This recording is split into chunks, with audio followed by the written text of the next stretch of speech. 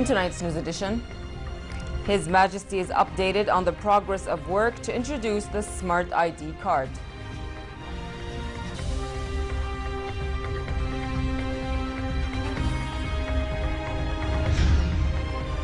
The Syrian government stands its ground at Geneva talks and says a decision by the opposition to step away might help find a solution.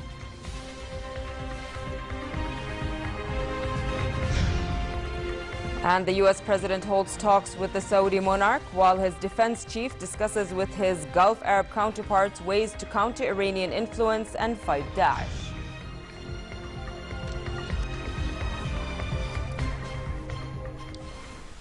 Good evening and welcome to the news at 10.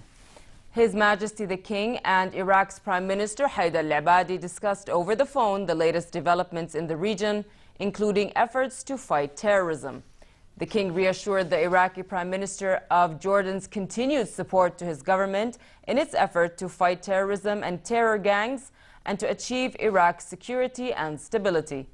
The King praised progress made by the Iraqi forces to defeat Daesh terror group. His Majesty and Abadi also discussed ways to enhance economic ties between Jordan and Iraq and resume trade between the two countries via the Amman-Baghdad highway. His Majesty the King said a better performance of public institutions lies in providing improved services to citizens through the use of modern technology. He spoke at a meeting at the Al-Husseiniya Palace to check on government measures to carry out the Smart ID card service and progress of work on the project. His Majesty stressed the importance of the e-government scheme as it improves the level of service to save time and effort. The meeting tackled the stages of the e-government project and the linkage of governmental agencies, particularly in the field of health and education nationwide. Prime Minister Abdullah Mansour gave an update on the government's plan to introduce the Smart ID card service based on the quality standards and citizen satisfaction. He said the government will issue a high-tech, high-security and civil status Smart ID card in line with the standards in advanced countries. Information and Communications Technology Minister Majd Shweke spoke about the stages of achievements in the Smart ID card project and the impact in its initial stages on the public and the institutions. She said the project will be fully completed over the next 3 months. The Syrian government stood its ground at peace talks in Geneva. It said it was engaged seriously and that a decision by the opposition to step away might help find a solution. Here's more in this report. Peace talks continue in Geneva despite the opposition withdrawal. The Syrian government stood its ground, saying it was engaged seriously. It said a decision by the opposition to step away might help find a solution because its rivals did not represent the Syrian people. UN Special Envoy Staffan de Mistura said the process was still going on with meetings with the government and other opposition groups. The main Syrian opposition group has been careful to say it is not pulling out of the talks altogether. Some members of its delegation will remain in Geneva for expert-level talks on technical issues like humanitarian aid and swapping prisoners. Head of the government team, Bashar al-Jafari, said they discussed amendments to a UN Guiding Principles document and the idea of a broad-based government of national unity. If the High Negotiating Committee leave the talks will not lose anything, because to begin with, they don't represent the Syrian people. Quite on the contrary, by leaving, they may be taking away a major obstacle enabling us to reach a solution. Negotiations doomed yesterday after airstrikes killed about 40 people in a crowded market in Rebel Hill territory. Jafari said that senior officials of HNC, the main opposition group, have called for breaking the truce, attacking the army and shelling the cities. Meanwhile, Russian President Vladimir Putin insisted that Moscow's military support had helped prevent the disintegration of Syria. Putin said Syrian government troops, assisted by Russia's air force, have liberated more than 400 settlements. Hala Dababne for the news at 10. Up to 306 Syrian refugees made it to Jordan in the last 24 hours. A military source said border guards escorted the Syrians displaced by the civil war in their country offered them the necessary aid and transferred them to shelters and refugee camps. It said Royal Medical Services personnel attended to the ill refugees. Hundreds of refugees from war-torn Syria cross daily into the kingdom. The U.S.-led military coalition fighting Daesh terrorist group carried out 24 strikes against targets in Iraq and Syria. A U.S. military statement said 9 of the 21 strikes in Iraq hit the group's tactical units, supply caches, and power plants and other targets near Mosul, the biggest Iraqi city controlled by the radical group. In Syria, it said 3 strikes hit targets, including an artillery piece and fighting positions near Ain Isa. 1 strike struck inoperable coalition equipment. Negotiators from Yemen's Houthi group and their allies left the capital Sana'a for UN-backed peace talks in Kuwait with the Yemeni government. The Houthis decided to join the delayed talks after a dispute over a shaky ceasefire was resolved. The talks to end the year-long war were meant to start on Monday, but representatives of the Iran-allied Houthi group and former President Ali Abdullah Saleh did not turn up. They accused the Yemeni government and its military allies led by Saudi Arabia of violating a temporary ceasefire, including airstrikes. They also said the agenda of the Kuwait meeting had been altered without consulting them. UN spokesman Stefan Dujarric confirmed the talks would begin tomorrow. The talks are expected to focus on creating a more inclusive government and restoring state authority over the country, which is now divided between the Houthis and President Abd Rabbo Mansour Hadi's administration. On a visit to Riyadh, U.S. President Barack Obama met Saudi Arabia's King Salman ahead of a summit with other Gulf Arab leaders. Regional tensions with Iran were likely to be high on the agenda. Obama comes to Riyadh for a 4th and likely last time as president, hoping to reassure Gulf allies of Washington's commitment to their security and to seek ways to reduce sectarian tensions in the region. The 6-nation Gulf Cooperation Council, the GCC, that groups Saudi Arabia, Kuwait, Qatar, Bahrain, the United Arab Emirates, and Oman, see Iran as a threat to their security. They say Tehran's involvement in Iraq, Syria, Lebanon, and Yemen has fueled conflict and deepened sectarian divisions. Hours before Obama met the Saudi monarch, U.S. Defense Secretary Ash Carter had talks in Riyadh with his Gulf Arab counterparts on ways of countering Iranian influence and fighting Daesh terror group. The ministers agreed on joint cooperation towards improving Gulf missile defense, special forces, and maritime security, but no new deals were announced. GCC Secretary General Abdul Latif al-Zayani said the bloc and the United States would stage joint maritime patrols to stop weapons smuggling to Iran. American officials said these were already taking place and did not represent a new step. Carter said his country supported strengthening the Gulf Arab states' military and security capabilities. We're working together to develop a blueprint for a regional ballistic missile defense architecture, We've also collaborated in almost 40 exercises together since Camp David, practicing integrated air and missile defense, combined arms, tactical air operations, special operations, and maritime operations.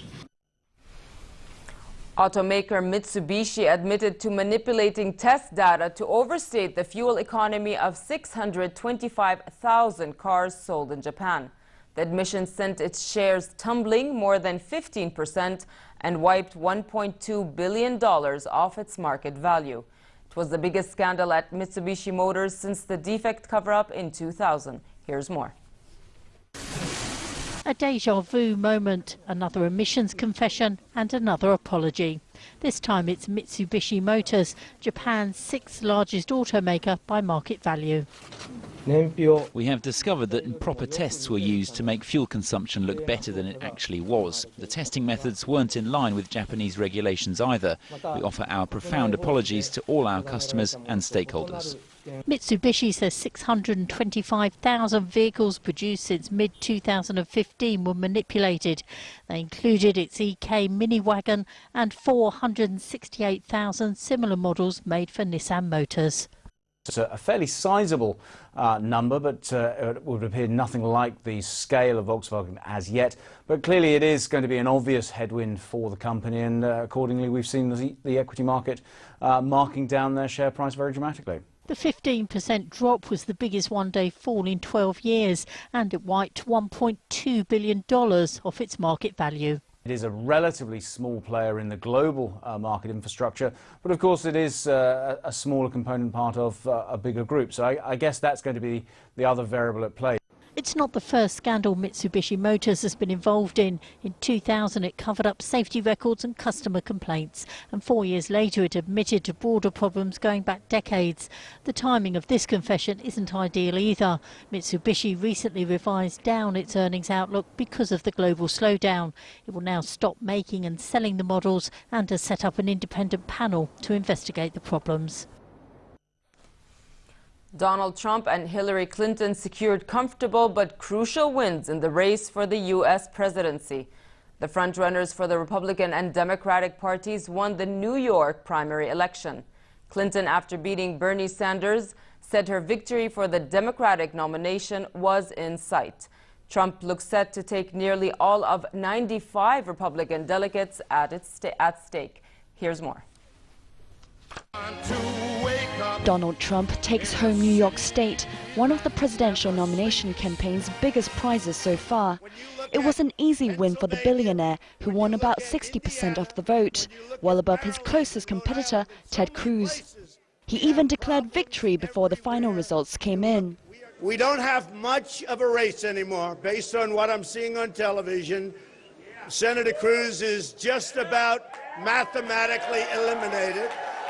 We love New York. Thank you. The huge boost in Republican delegates pushes him closer to winning his party's nomination and avoid a contested national convention in July.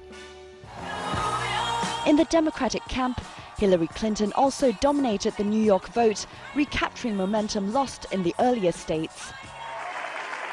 And tonight, little less than a year later, the race for the Democratic nomination is in the home stretch and victory is in sight. It snapped the winning streak of her rival Bernie Sanders, who will now find it nearly impossible to overtake her lead and win the nomination.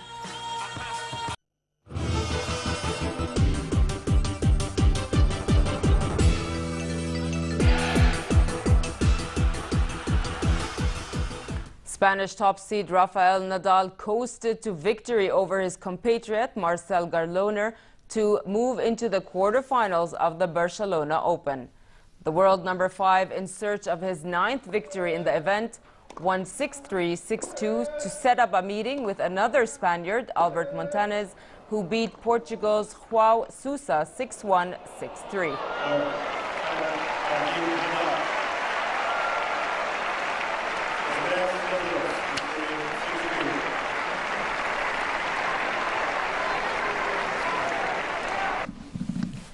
British astronaut Tim Peake said training is going well for the London Marathon, which he will run aboard the International Space Station ISS.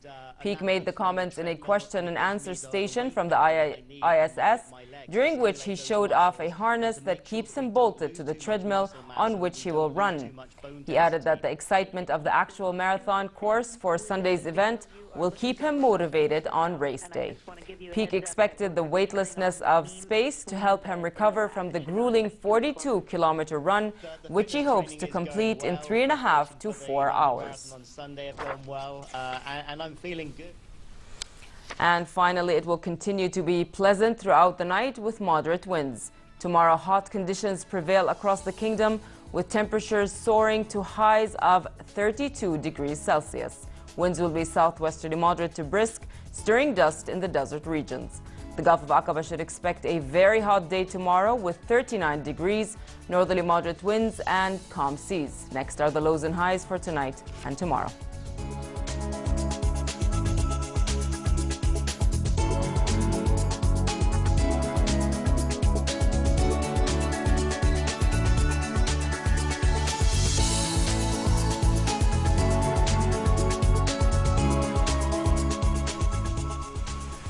All ministries, departments and public offices will be closed on May 1st to mark Labor Day. A statement by the Office of Prime Minister Abdullah Mansour said May Day will be a holiday in the kingdom.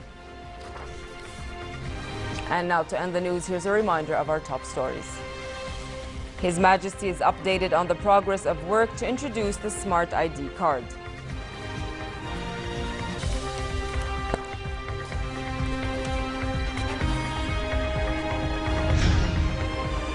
The Syrian government stands its ground at Geneva talks and says a decision by the opposition to step away might help find a solution.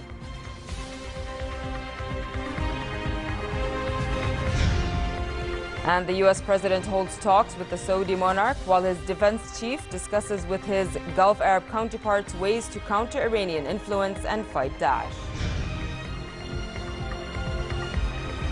With that, we come to the end of tonight's news. I'm Nancy Khair. Thank you for watching and have a good night.